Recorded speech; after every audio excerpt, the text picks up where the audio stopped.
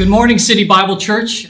We are in a series called Transformations that is based on Romans chapter 12, verse 1 and 2, where the Apostle Paul wrote that we are to not be conformed to the fallen thinking and living of this world, but rather we are to be transformed as we submit our lives unto God as our spiritual act of worship and have our minds renewed with the truth. We will then find his good and acceptable and pleasing will. And so we've been looking in this series at the different transformative themes that have been happening in our culture that have been accelerated by this great reset that has happened this past year. The Church of Jesus Christ is the most transformative community on the face of the planet. The gospel is not so much an innovation in technology, so much as it is an innovation in human thinking and human living. It is the most innovative thing the world has ever seen because it is so different from the conforming, fallen message of a broken and lost world. And so we have been in this series of transformations and looking at how we can live transformed lives, both individually and as the church, in a world that's conforming to ungodliness and fallenness. And we can bring the saving, loving message, holy message of God into that world. Today we're going to look at the topic of the transformation of the environment of planet Earth. And I think that many of us, we come to this topic with kind of different starting points. Some of us, we've kind of had a normal habit of reduce, reuse, and recycle. And that's just kind of become part of our everyday routine, and that's about as far as we think about the problems in the environment of the earth. I think there's another group of us where we're really doubtful of the data that we hear about whether there's global warming or not. Can we really trust these voices? Is there a political, is there an economic agenda behind it? And it's not really an issue that we feel in the gut. And there's others of us that we have a real sense of mission around this topic. We are bitter about the world that we have inherited from those who came before us. When we see what we believe is happening in the environment, we have a call to action here in the present about what to do about it. Because as we look to the future, we believe that the very existence of the human race hinges upon what we choose or not to do on this issue. I live in a city that is tremendously environmentally conscious about this issue and what's happening with our planet in Long Beach. In Long Beach, there's a lot of conversations about what's happening in the ocean, what's happening in the cleanliness of the city, what's happening in the wider global warming conversation. A lot of people are talking about this issue. And so when our church came down there many years ago in my first church plant, we started something called the 44-minute downtown trash pickup. I had gone to a community meeting that was organized by the city, and someone had said, downtown is so dirty, why doesn't someone pick up the trash that's left over? And so our church kind of stepped up. We organized this thing on Saturday mornings once a month. We called it the 44-minute downtown trash pickup. We invited the community to come join us, and then we kind of just invite them to church. And it was our way of showing that the church cared about the issues of the city. About 10 years ago, I sat on an environmental panel at Long Beach State. As we spoke to college students, and there was the Buddhist priest on one side of me, and there was the Native American shaman on the other, and we were all talking about an environmental perspective from our own traditions. And so when it came my turn to talk, I said, if you care about the environment and you want to be actively involved in doing something about it, you really need to look for the spiritual angle behind your activism, because activism tends to fade out or die as you get older. And really the only thing that really keeps you a part of it is if you can see truthfully a spiritual perspective behind it. And so I kind of gave mine as a Christian. When I was in high school, I wrote a speech on the pollution of the oceans that actually won several contests as I went and spoke to different adult volunteer groups in the city. And I began that speech connecting the pollution of the oceans to the Bible. And the first line of my speech was, I quoted Genesis chapter 1, verse 1 and 2, where it says, "In the beginning, the earth was without form and it was void, and there was darkness, and God hovered over. He created the waters." And I wanted to connect nature directly towards the biblical God in that speech. The city I live in sometimes gets a perspective that is off, where we care more about the environment than we do about the unborn. And so that was very disturbing to me as I would reflect on the implications of that. And I think that whether it's habit, we believe in it, or we don't believe in it, I think that there's this other group of people who might be listening to this, and we see nature as something to be worshipped. Not nature to be enjoyed, not nature to be in awe of, but actually nature to be worshipped. There are some people who would say that God, whatever definition of God that they believe in, is within nature. He is within the rocks and the stones and the trees and the ocean and the air. I think if there was a patron saint for the worship the environment as a God movement and that kind of philosophy, it would have to be Yoda from the Star Wars trilogy. "Oh, young Skywalker, the Force is all around us. It binds us together. It is in the rock, the trees, in the air, in you and me." But, it's something like that. But it's no laughing matter. And I think that wherever you're coming at from this perspective, that what we really want to do today is not come away from this time saying, I need to reuse, reduce, and recycle more, and to be concerned about what people are telling me about global warming. But rather we want to come away from this time saying, how can the church be a transformative voice? How can the church be a transformative interpreter of the conversation on the environment, or the degradation or the disintegration of the environment? And what we want to say this morning and see is that within the creation, within the environment, is actually the redemptive story of the gospel. And that's how we want to primarily interpret the environmental conversation, is against the backdrop of creation. There is the creation and the fall and the redemption and the backdrop of the environmental conversation. And secondly, we also want to communicate to people that there's a spiritual connection between the environment and man's original sin. That man's evil has been transferred onto the destruction of the environment. And so before we get into that, I just want to briefly survey some of the cultural conversations that you and I hear, some of the voices we hear about the environment today. We hear about the new administration and Washington talking about one of the first acts of our new president was to re-enter the Paris Agreement. That has 200 or so organizations and countries around the world that are committed to reducing carbon emissions and living greener as countries and as organizations. And there's been talk, and there will continue to be talk, about the Green New Deal that the president wants to push and to implement that will create new green jobs, new green infrastructure, and energy systems in our country.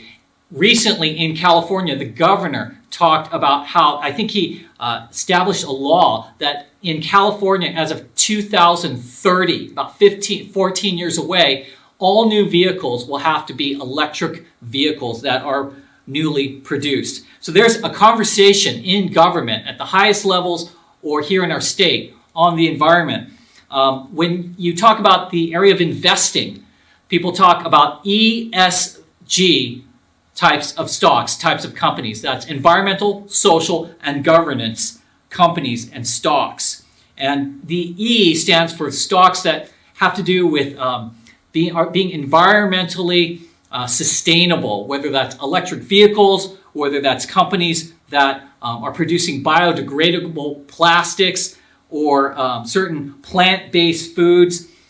That's a huge conversation. When you look at some of these companies like Tesla, Tesla's mission is, quote, "Our mission is to accelerate the world's transition to sustainable energy." One of the largest companies in the world. People who like Tesla and believe in it really see it as supporting a company that's on a mission to change and save the world. That's the narrative. There's conversations on the environment in terms of food and how do we genetically modify food, whether that's fruits and vegetables or fish or meats. A major conversation in Los Angeles is about the environment and what's happening there. You have the man who won the Best Actor Academy Award 5 or 6 years ago. And he, in his acceptance speech, he thanked everyone he knew.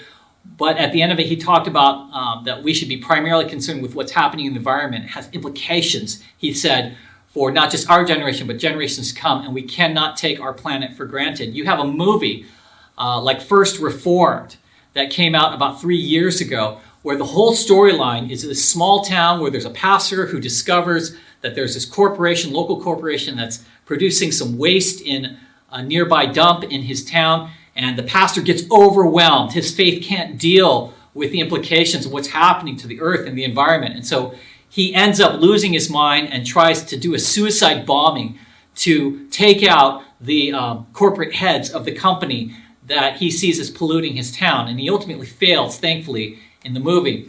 But it was a message, interestingly, that the movie said that the environmental issue is bigger than the church. That the church is overwhelmed by this, that the leaders of the church cannot handle this, and so the world is the only one who really has something to say or to do related to this, was the message of the movie. In our lifetimes, we have heard the conversation and the voices of the environment related to the pollution of our oceans, the desertification of Africa, the deforestation of the rainforests, the melting of the polar ice caps, the opening and the closing of the ozone, and the gradual extinction of sea life and wildlife. All of these have been major conversations in our culture. And we want to ask, as Christians, where is God's voice in all of this? How should the church view this? Should the church's contribution simply be that we will help clean up the environment because we want to be good stewards of this place, and we want you to like us because we care about the environment? That has some value to it, of course. But is there a deeper interpretation? Is there a deeper message that the church really has to have at the core of its interpretation as she looks at the natural environment of planet Earth? And so we want to look at the redemptive gospel story that's found within the backdrop of the environment. And we want to see the connection between man's fallen spirituality and the state of the environment. And so I want to look at 5 reflections right now that will help frame that conversation for us as a church. The first reflection we want to look at is the word stewardship and dominion. Stewardship and dominion. Let's go to Genesis chapter 1.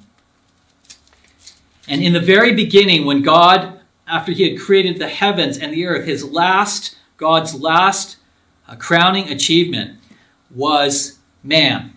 And it says in Genesis chapter 1, verse 26 through 30, "Then God said, 'Let us make man in our image.'" God, that is God the Father, God the Son, God and the Holy Spirit. "Let us," verse 26, "make man in our own image, after our likeness, and let them have dominion over the fish of the sea, and over the birds of the heavens, and over the livestock, and over all the earth, and over every creeping thing that creeps on the earth."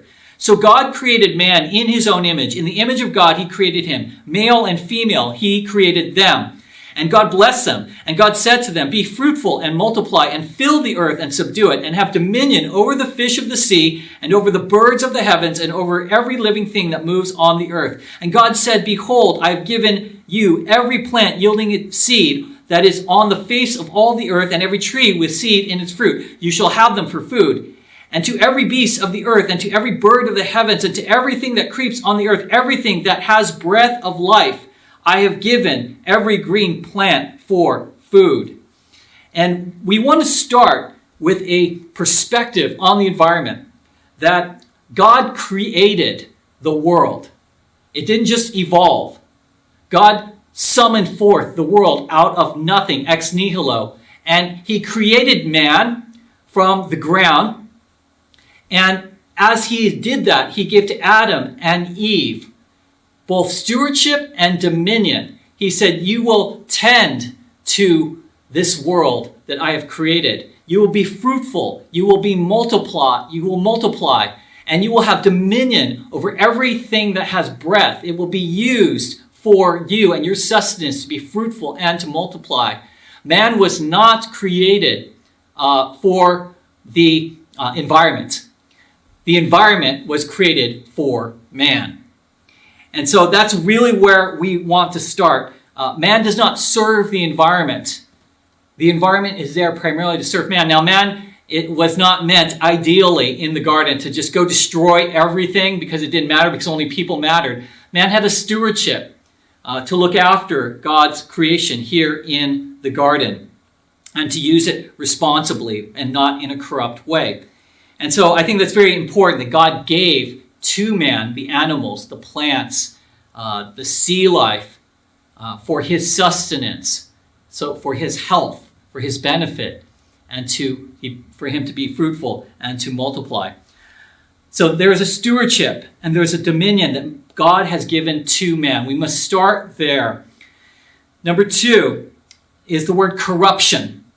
Corruption. In Genesis chapter 3, verse 17 through 19, after Eve took the fruit from the tree of the knowledge of good and evil, where she was tempted and fell into the deception of Satan in the garden in Genesis 3, and she gave it to Adam, and they both were plunged into sin. God found them in the garden, and God cursed Satan. He cursed the woman. And now in the curse of man, we see the continuation of this corruption in the environment.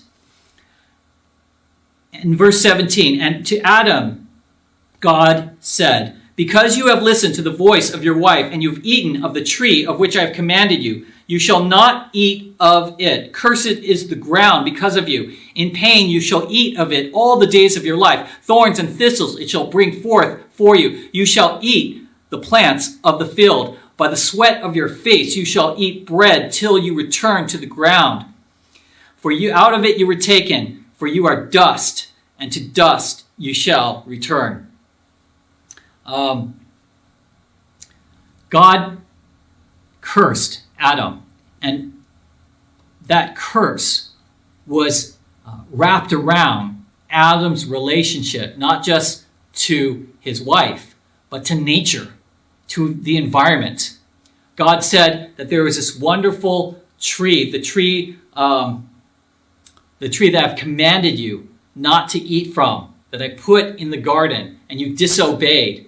And so nature was at the center of the curse. And then because Adam had disobeyed God, it says that he will work the ground. There will be the sweat of his brow, thorns and thistles it will bring forth. Adam will be now in an adversarial role towards nature. He will have to have dominion over it, but it will be a battle. Nature becomes a dangerous place. And ultimately, Adam and Eve and all of human beings, when we die, we will return back to the earth. And so there's a connection between man's sin and the environment. When man was corrupted, the environment became adversarial towards man, and sin was released into the environment, and people suffered because of that. So we want to recognize that the corruption of man led to the corruption of the environment. Let's go to a third reflection. In Romans chapter 1, the Apostle Paul talks about witness and worship. These are the words witness and worship, that even though creation is fallen, there is still a witness towards God. And for those who reject God, there is a movement within them to still worship the created things, of which nature is included in that. In Romans chapter 1, verse 19 through 23, verse 18 before that, it says, God's wrath is revealed against all ungodliness and unrighteousness, people who suppress the truth.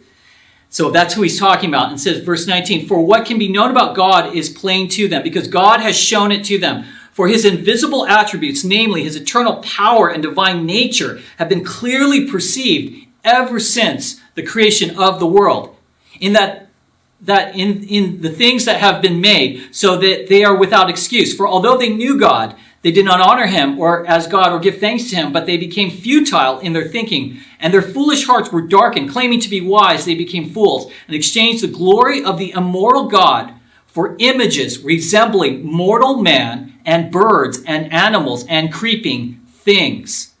In a fallen creation, there is still evidence that God exists, that we are to worship God who created the environment around us. Lorraine and I and the kids for many years have been going to national parks. Lorraine just comes alive when she goes into nature, and it's really become a huge part of who our family has become. And so we've gone to Yosemite, the Rocky Mountain National Park, Olympic Park, Joshua Tree, as well as other parks.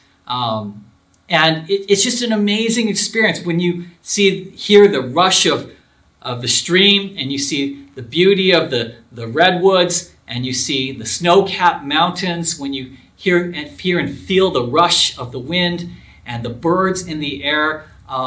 You have to look at that and say, this did not just appear out of nothing. This was not by chance. There's too much detail, there's too much beauty, there's too much awe and majesty for there not to be a God who created all of this. Amen?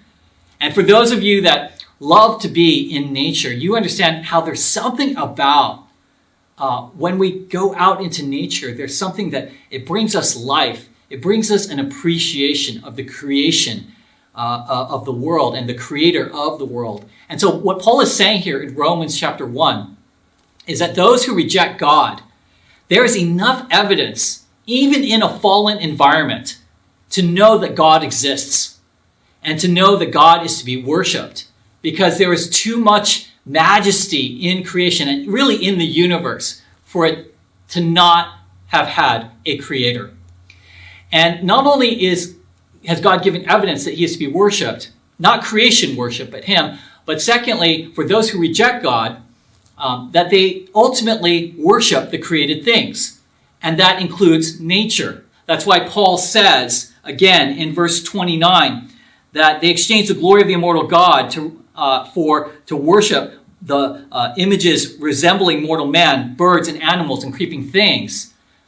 There is no spiritual neutral gear to the human spirit. The human spirit is never in neutral. It's always worshiping something or someone.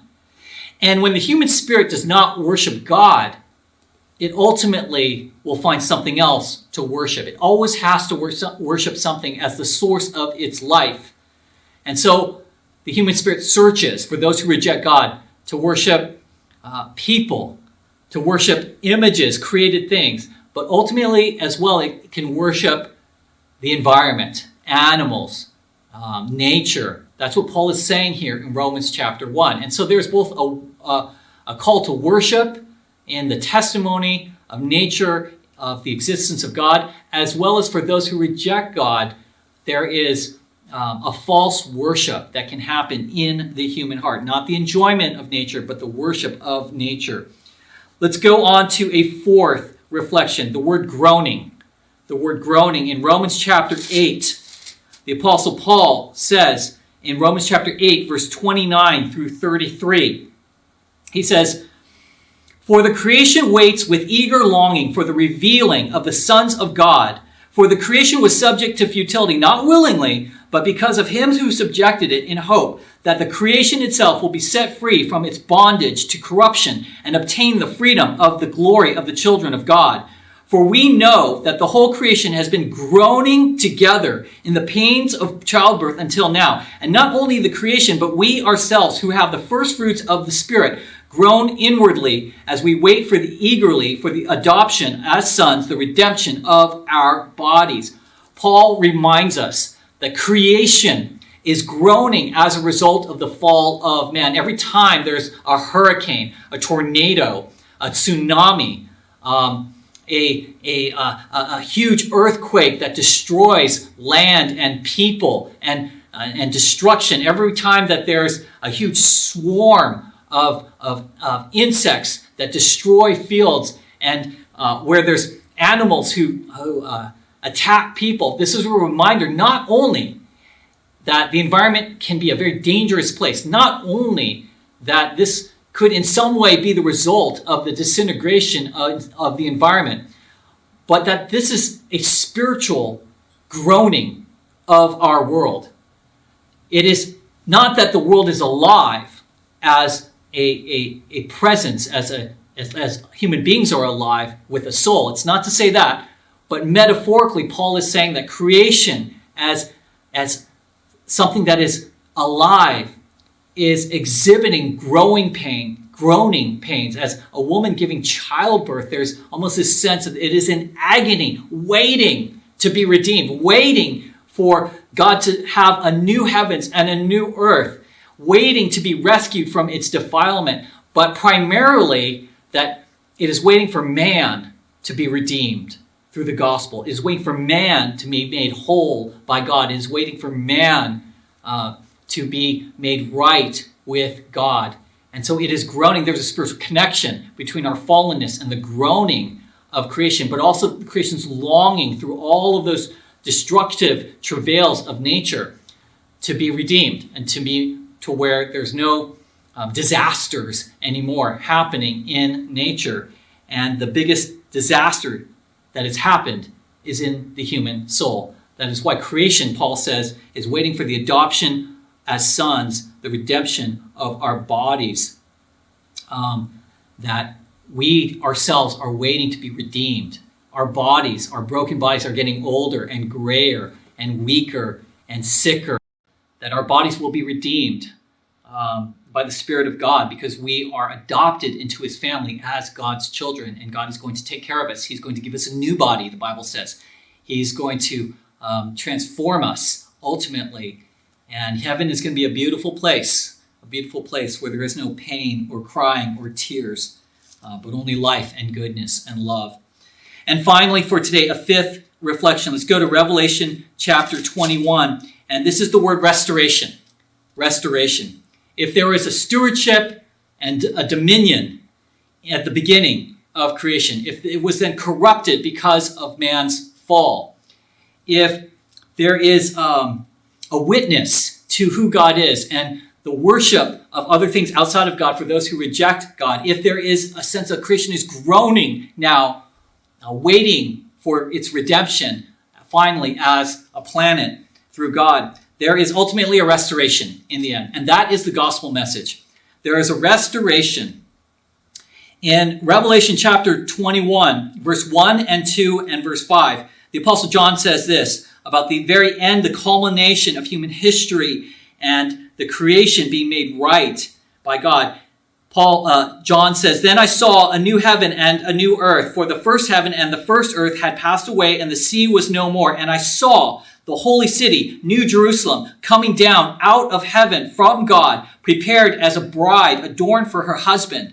Verse 5, "And he who was seated on the throne said, 'Behold, I am making all things new.'" John reminds us that at the very end of human history, creation will be made new. There will be a new heaven and a new earth called the New Jerusalem that comes from God as God remakes the earth and the universe without the effects of sin and man's evil that had crossed time and space and affected the very molecules of our existence around us. That God will make things right when Jesus returns and we are brought before God and we go to live in this new heavens and earth for those of us who believe. And that is the ultimate ending of where the environment ends up. It will be remade after it is destroyed in the chapters before in the book of Revelation. It's a terrible thing. The Great Tribulation will destroy much of the earth's natural elements. And so it is good to know that the story will end well. I want to close by reminding us that as we look at the conversation on the environment and all of the transformations that society is calling upon people to make in terms of their behavior and what to care about, in terms of the different challenges that the environment faces, we want to be the church who steps into that conversation and says, we have a responsibility to be good stewards of the planet's resources. We have a dominion over these resources. Man was not created for the environment was created for man. But we also want to say that that there is a spiritual connection between what is happening, how bad the environment is getting, and the state of the human soul of man. And if the environment is truly disintegrating, in the end, we want to be able to interpret that by saying that is not primarily because of pollution or overpopulation or some other man-made reason. It is primarily because the environment is a metaphor. It is a sign of what is happening in the human spirit. And as we see the environmental concerns all around us, it is symbolic of the broken and fallen and dark state in which the human soul has disintegrated into. And as we see the environment defiled in different ways, it is a sign to us that the human spirit has been defiled in much deeper ways. And that is the right way for the conversation to be when the church speaks into the transformation of the environmental conversation.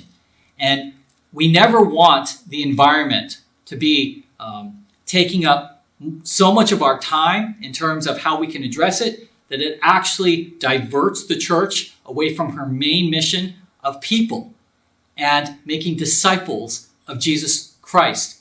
Because we believe that even if you can do everything right for the air and the animals and the water and the land, and even if we all did the right thing and did everything clean and sustainable, if people's hearts are not made right, it's not primarily that their heart is made right so that they can create a clean earth. It is they need to be made right because they have been defiled by their own evil. And if they need to be made right, that is who Jesus is. He is the ultimate source of a clean life, of a sustainable life, is Jesus.